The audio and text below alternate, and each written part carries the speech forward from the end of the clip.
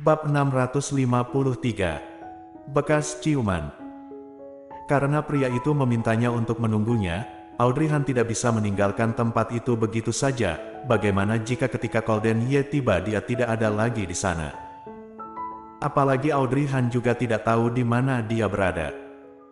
Setelah berpikir sejenak, dia bangkit hendak keluar dari ruangan. Dia ingin melihat sekeliling tempat tersebut, sekalian mencari tahu di mana sebenarnya tempat ini.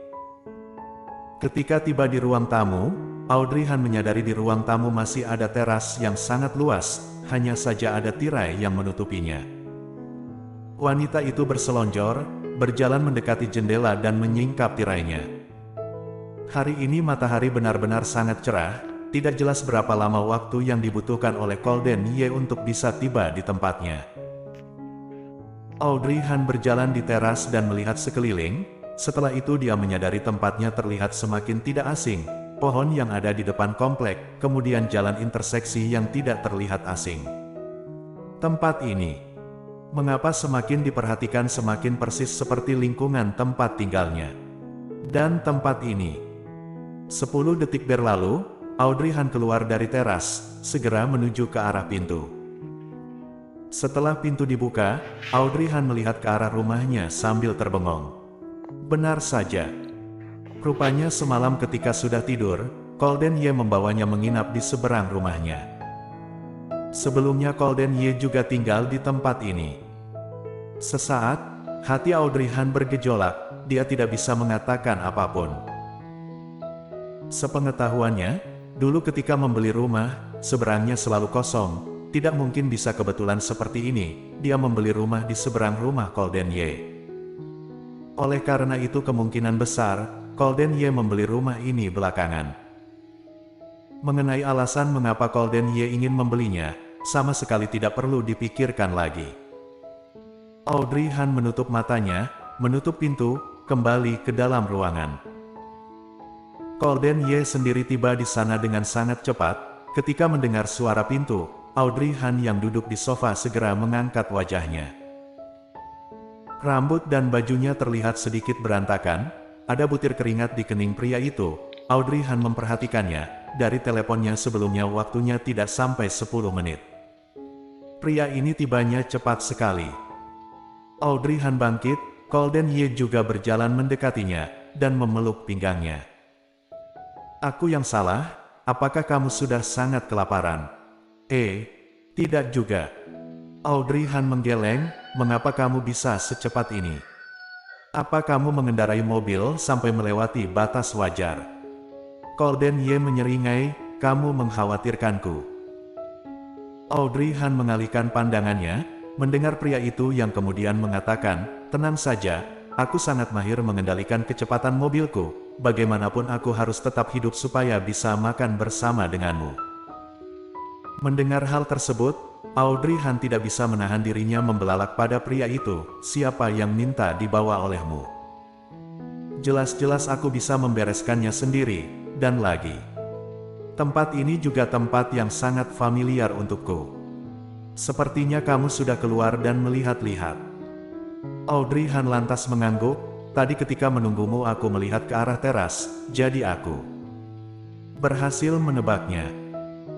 Colden Ye kemudian mendekati leher Audrey Han, melihat wanita itu memakai baju yang disiapkannya, matanya yang hitam gelap terlihat sangat gembira. Kamu suka tidak? Apa?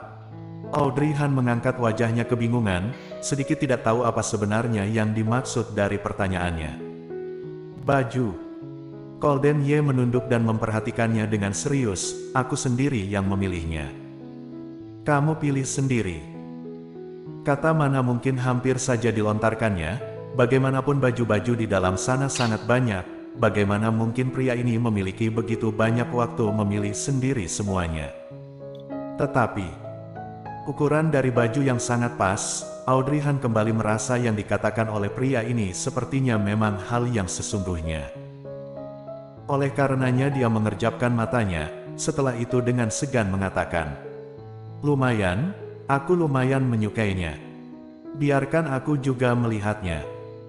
Colden Ye berbicara dengan suara rendah, tangannya menyentuh kerah baju Audrey Han, berpikir untuk melepaskan kancing bajunya. Ekspresi wajah Audrey Han langsung berubah drastis. Wanita itu menahan tangan Golden Ye yang masih bergerak. Apa yang kamu lakukan? Aku ingin melihat baju yang aku pilih sendiri. Kalau kamu ingin melihatnya ya lihat saja, untuk apa melepaskan bajuku? Audrey Han segera memukul tangannya, mundur ke belakang. Dia merasa pria ini benar-benar susah serius. Sejak mereka berbaikan, setiap detiknya ketika bersama dengannya, pria ini seperti memikirkan bagaimana cara untuk bisa tidur dengannya. Apakah ini karena dia sudah terlalu lama menahan nafsunya? Mengapa rasanya dulu dia tidak seperti ini? Mendengar hal tersebut mata Golden Ye terlihat lebih dalam. Dia kembali mendekatinya. Jika kamu tidak melepasnya, bagaimana aku bisa melihatnya? Audrey Han menatap Golden Ye seperti menatap orang yang tidak waras. Sambil berusaha menghindar, dia mengatakan, kamu jangan mendekat lagi. Kamu tinggal lihat saja, kamu tidak bisa. Kata-katanya terhenti, tiba-tiba saja dia menyadari sesuatu. Dia berhenti dengan mata membesar memperhatikan Golden Ye. Kamu bilang kamu memilihnya sendiri, mungkinkah? Maksudnya adalah pakaian dalamnya. Audrey Han menunduk melihat dadanya, bibirnya menukik. Ketika dia terbengong, Golden Ye kembali mendekatinya.